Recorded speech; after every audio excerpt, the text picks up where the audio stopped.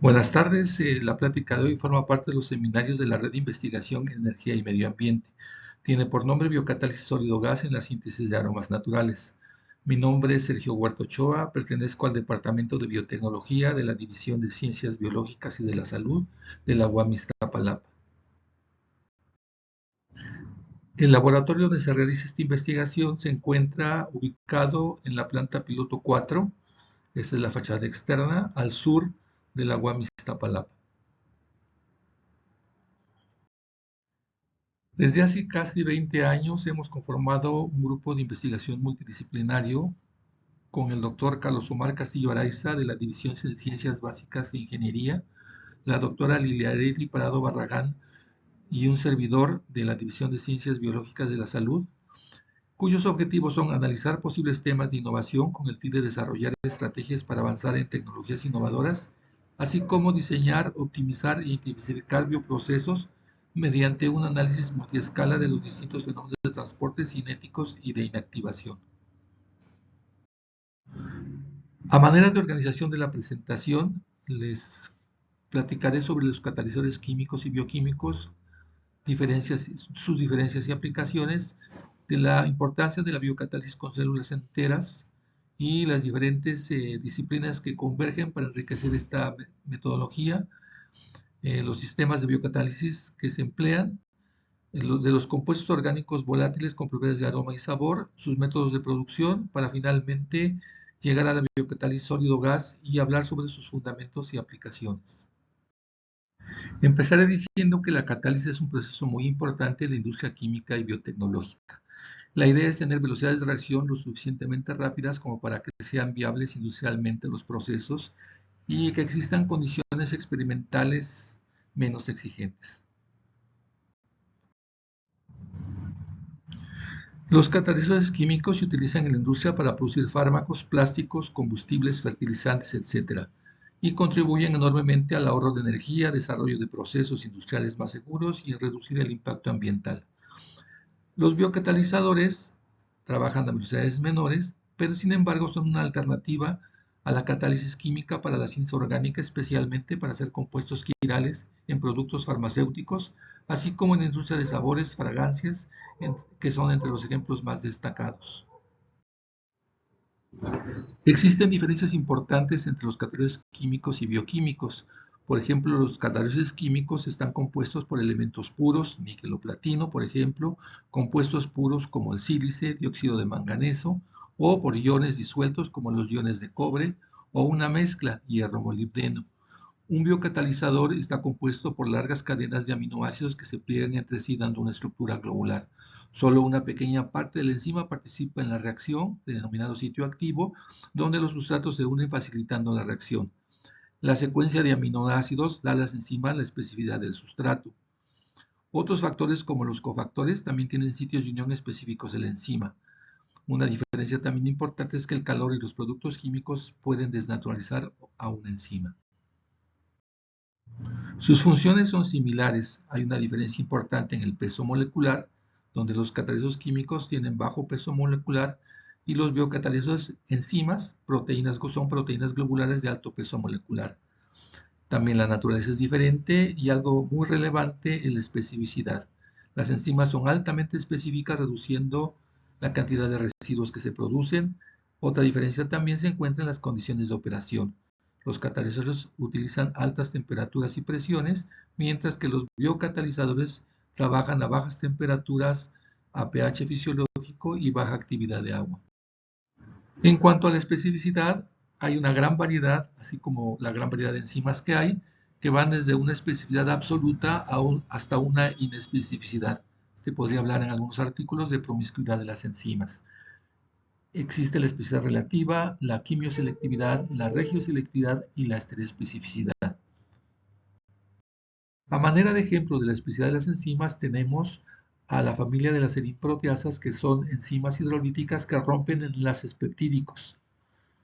Tenemos entre ellas a la tripsina, la quimotripsina y la elastasa. Ellas presentan cierta especificidad a romper enlaces peptídicos en un cierto aminoácido específico gracias a las características del sitio de unión dentro del sitio activo. Otro ejemplo es la estereoespecificidad, donde el sitio activo es capaz de actuar solamente sobre un isómero del sustrato. Dentro de la complejidad del biocatalizador tenemos una reacción simple con una sola enzima, reacciones relativamente complejas en un sistema multienzimático o una red compleja de reacciones con una biotransformación con células enteras. Estos tres ejemplos se llevan a cabo sin duplicación celular. Hay un cuarto ejemplo donde sí hay duplicación celular y se lleva a cabo con células en crecimiento, donde también tenemos una red compleja de reacciones. ¿Cuál es el objetivo de utilizar células enteras en procesos de biocatálisis? Bien, principalmente es utilizar el sistema enzimático de la célula para llevar a cabo reacciones que no forman parte de su metabolismo. Observamos en la figura que tendremos un sustrato para crecimiento que se consume a través de las vías metabólicas y que ayuda también a la regeneración de cofactores. Y un sustrato que se transforma a producto que entra a la célula y reaccionará con una o varias enzimas a través de una vía sintética, utilizando los cofactores que se produjeron debido al metabolismo. Dentro de las ventajas se encuentra que las enzimas son más estables debido a la presencia de su ambiente natural dentro de la célula, el cual provee un método efectivo, como se mencionó, para la regeneración de cofactores. Se tienen algunos problemas como son la permeabilidad de los sustratos a través de la membrana, reacciones secundarias causando degradación de productos y acumulación de subproductos. Y debemos enfocar la atención a los parámetros del proceso como son conversión, rendimiento, exceso enantiomérico y las estrategias del proceso. Las aplicaciones de la biocatálisis con células enteras se ha visto enriquecida con ayuda de otras disciplinas como es la ingeniería metabólica, la genética molecular, la biología sintética que permiten llevar a cabo reacciones en cascada, así como técnicas de inmovilización para tener una mayor cantidad de células en los soportes y la ingeniería de superficie celular para la difusión de sustratos y productos a través de las diferentes membranas de la célula, así como la ingeniería metabólica computacional. Esto también ha permitido imitar el metabolismo de células vegetales y de mamíferos para la producción de compuestos farmacéuticos. Por lo tanto, dentro de los procesos de biocatálisis podemos tener tres tipos de sistemas, con enzimas inmovilizadas y con células enteras. Dentro de las ventajas del uso de células enteras, podemos mencionar una tercera, que es que no requiere procesos de purificación de enzimas. Respecto a las células enteras, podemos tener de dos tipos, con células en crecimiento, es decir, células con mitosis, duplicación celular, donde se lleva a cabo la fermentación y la bioconversión. Y el segundo, con células enteras en reposo, es decir, con células sin mitosis, donde se lleva a cabo nada más la bioconversión. Para eso se requiere primero producir las células, eliminar el caldo de fermentación y poner estas células en un medio de reacción. De las principales ventajas entre las células en reposo y las células en crecimiento se encuentra que el número de reacciones y las enzimas activas son menores en las células en reposo. Otra ventaja importante es en el aislamiento del producto, donde es más fácil con células en reposo que con células enteras. Cabe destacar que las etapas de separación y purificación en este tipo de bioprocesos llega a ser hasta un 90% del costo total de producción. En cuanto a los medios de reacción utilizados en biocatálisis, tenemos los medios convencionales donde el solvente es agua. Sin embargo, debido a que algunos sustratos y productos de interés comercial son poco solubles en el agua, surgen los medios no convencionales, inicialmente utilizando solventes orgánicos, y como una alternativa ecológica surgen los líquidos iónicos, que no son tan ecoamigables. Por lo tanto, se empiezan a desarrollar disolventes eutéticos profundos, los fluidos supercríticos y los disolventes fluorados. Esto nos permite tener diferentes tipos de sistemas, como son el sistema bifásico, el sistema de micelas invertidas o utilizar directamente el solvente. Esto abre una serie de posibilidades de reacciones para enzimas como las lipasas, que son enzimas hidrolíticas que llevan a cabo el rompimiento de una molécula con ayuda de una molécula de agua, y bajo condiciones de baja actividad de agua, esas lipasas pueden llevar a cabo reacciones de síntesis.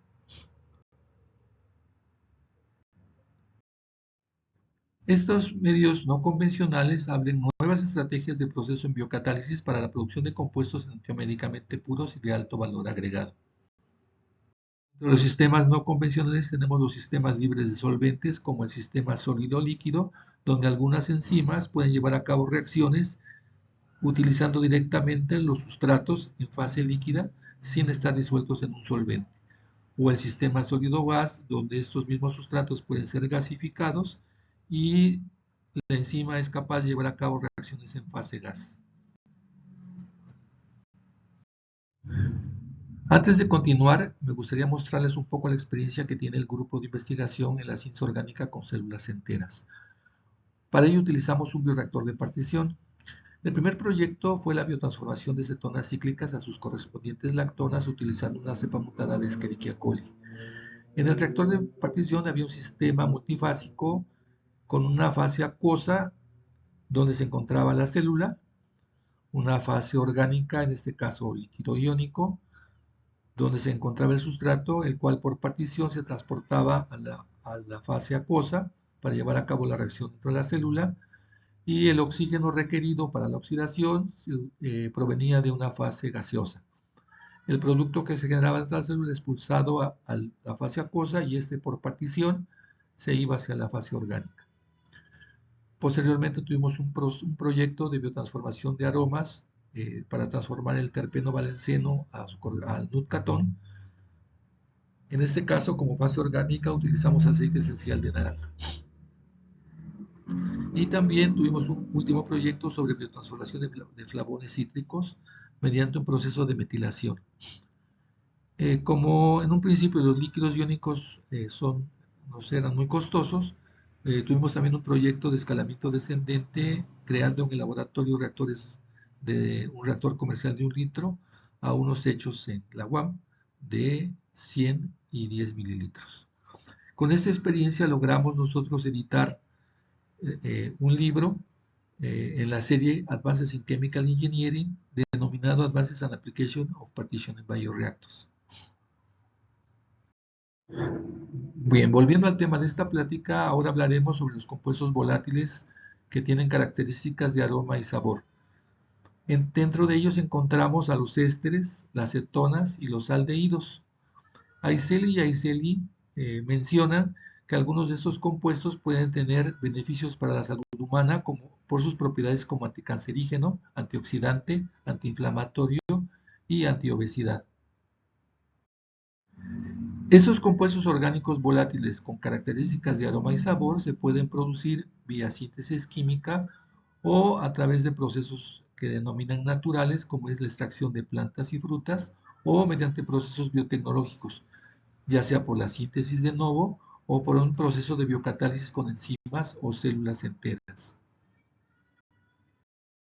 En cuanto al mercado mundial de aromas, este se valoró en 11.391 millones de dólares en 2018 y tiene una proyección al 2026 con un crecimiento anual del 4.6%. El mercado mundial de aromas naturales es mucho más pequeño, 2.7 millones de dólares en 2019, sin embargo, su proyección al 2024 tiene una tasa de crecimiento anual de un poco más del doble, de 9.6%. Esto debido a que su actividad biológica le crea usos centrados en la salud humana y el bienestar con posibles aplicaciones en la industria alimentaria, farmacéutica, cosmética y de cuidado personal. Hace algunos años pintaron las aplicaciones de la biotecnología en colores. Por ejemplo, para la aplicación médica es la biotecnología roja, para las bebidas la biotecnología amarilla, para la marina la biotecnología azul. Nosotros nos vamos a centrar en la biotecnología blanca, que es la que aplica a la industria y sus procesos, y va a englobar muchos sectores, entre los que corresponde esta redes de energía y medio ambiente. Tiene como objetivo sustituir tecnologías contaminantes por otras limpias. Las aplicaciones que coinciden con la red son los biocombustibles y los procesos catalizados por enzimas para aumentar la velocidad de obtención de productos industriales y el uso de enzimas para reducir la formación de compuestos tóxicos. Como ya se mencionó, la biocatálisis sólido-gas es un sistema libre de solventes. En 1987 se publica un artículo donde se desarrolla un proceso enzimático que involucra reactivos en fase gas. El responsable de esta investigación es el doctor Eduardo Bárcena, quien fue director de la Facultad de Química de la UNAM, y su director de tesis, Alexander Klíbano, que es catalogado como el padre de la biocatálisis en sistemas orgánicos. Ellos utilizaron la oxidación de etanol utilizando una enzima, una alcohol oxidasa de Pichia pastoris, para transformarla en acetaldehído. Dentro de las ventajas de la biocatálisis sólido-gas encontramos las siguientes: una mayor estabilidad del biocatalizador debido a que las enzimas son más termoestables en forma deshidratada, puede ser por un proceso de liofilización. Esto permite operar a mayores temperaturas por más tiempo, incrementando rendimientos y bajando costos. Como están deshidratadas las enzimas, presentan baja actividad de agua, lo cual decrece el riesgo de contaminación por bacterias. La ausencia de solventes elimina la toxicidad de estos y permite la interacción directa del sustrato con la enzima. El producto puede ser recuperado directamente por condensación, disminuyendo los costos de procesos de separación que, como mencionamos, llegan a ser cercanos al 90% en algunos procesos de los costos de proceso. Y otro también importante es que las limitaciones de transferencia de masa son despreciables debido a que los sustratos están en fase gas. Dentro de las aplicaciones de la biocatálisis sólido-gas tenemos la remediación y bioaumentación de gases, los biosensores para la determinación de compuestos orgánicos en fase gas como etanol, metanol, formaldehído, amonio, etc. y el diagnóstico de enfermedades. Y una tercera aplicación, que es la que estamos trabajando nosotros, que es la producción de aromas como aditivos en la industria alimentaria y de fragancias.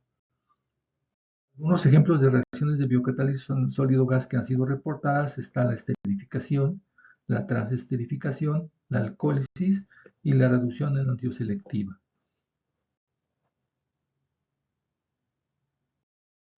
En 2001, Lamar y colaboradores publicaron el escalamiento a nivel preindustrial de un sistema sólido-gas para la producción de ésteres naturales.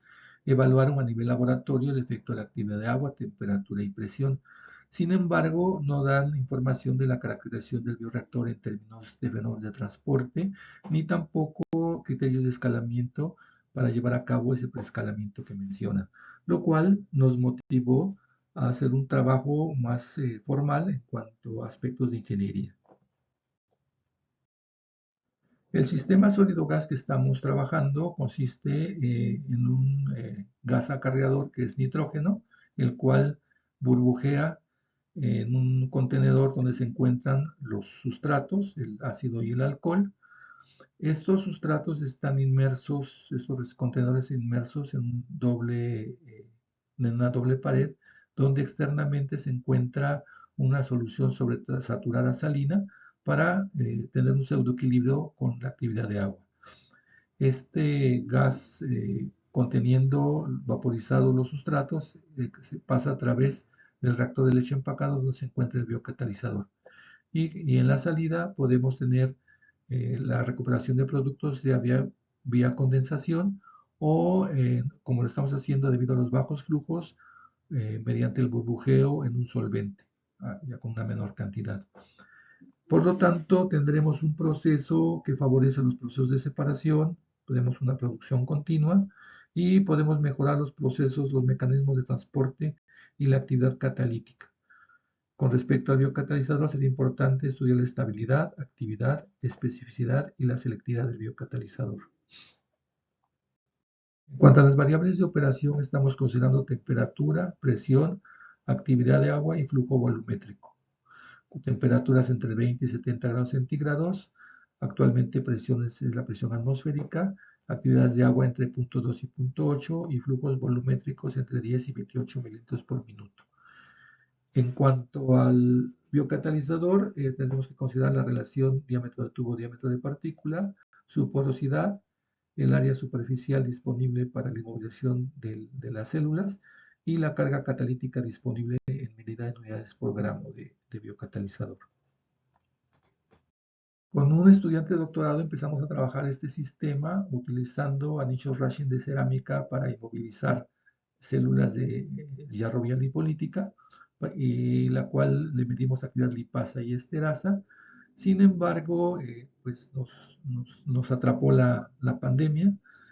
Debido a esto, aprovechamos, con ayuda del doctor Carlos Omar Castillo Araiza, a trabajar los aspectos de modelamiento de este tipo de bioreactores. Para el modelamiento se consideraron los mecanismos involucrados en bioreactor sólido gas de lecho empacado, donde se estudió la dinámica de fluidos y su efecto que tiene sobre los fenómenos de transferencia de calor y masa, tanto a nivel interpartícula como a nivel intrapartícula. Dentro del modelamiento del bioreactor se consideran tres aspectos importantes, que es la termodinámica de la reacción, donde obtuvimos la constante de equilibrio con una conversión del 92% con datos de la literatura. La parte cinética, por ser una lipasa y una reacción de esterificación, corresponde a un mecanismo BB-ping-pong con inhibición por sustrato.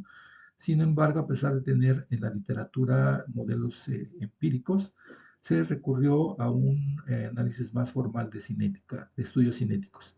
Y finalmente los fenómenos de transporte, considerando la dinámica de fluidos, lo cual se demostró que favoreció la disipación de calor a través del lecho empacado. Y otro aspecto importante que influyó en la cinética fue la actividad de agua.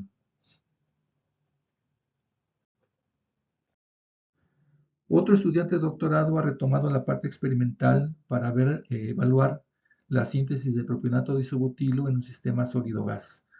Para tener un sistema de referencia se ha empezado a trabajar con una enzima comercial que es la CalB, que es una lipasa que contiene una lipasa de Candida antártica, en un bioreactor de vidrio de 22 centímetros de alto y 0.6 centímetros de diámetro. Esto nos ha permitido observar que existen procesos de absorción tanto de los sustratos como del producto. Finalmente, les comento que de las áreas que tenemos en desarrollo del proyecto de este sistema biocatálisis sólido-gas, dentro de la parte experimental tenemos la síntesis de aromas con dos productos que son el isobutilpropionato, con un desarrollo de una tesis doctorado, y empieza este trimestre que inicia con el acetato de isoamilo con un estudiante de maestría, ambos en el programa de posgrado de biotecnología. Se ha continuado el trabajo del modelado matemático con un estudiante de doctorado del posgrado en ingeniería química. También tenemos pensado ampliar la base de datos para nuevos productos y utilizar software comercial para el desarrollo de procesos como es el Aspen y el DWSIM. También el desarrollo de una nueva generación, un nuevo prototipo del equipo experimental que nos permita instalar tanto sensores como una bomba de vacío para ampliar el rango de productos que podremos manejar. Muchas gracias, de mi parte eso es todo y agradezco a la doctora Margarita González Brambila por la invitación tanto a participar en la red como a dar este seminario.